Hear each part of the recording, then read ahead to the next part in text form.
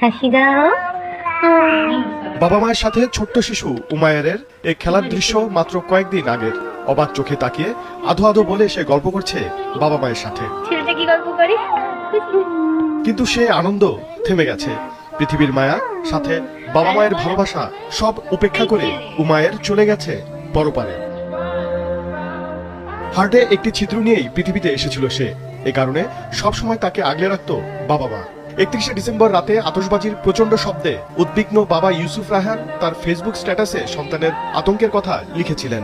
তার একদিন পরই সেই সন্তানকে হারানোর কথাও জানান ইউসুফ।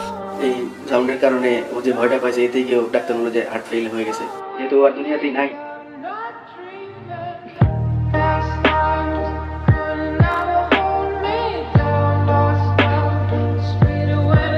ছোট্ট উমায়েরকে হারিয়ে দিশেহারা তার পরিবার। বুকে চাপা কষ্ট নিয়ে কাঁদছেন তার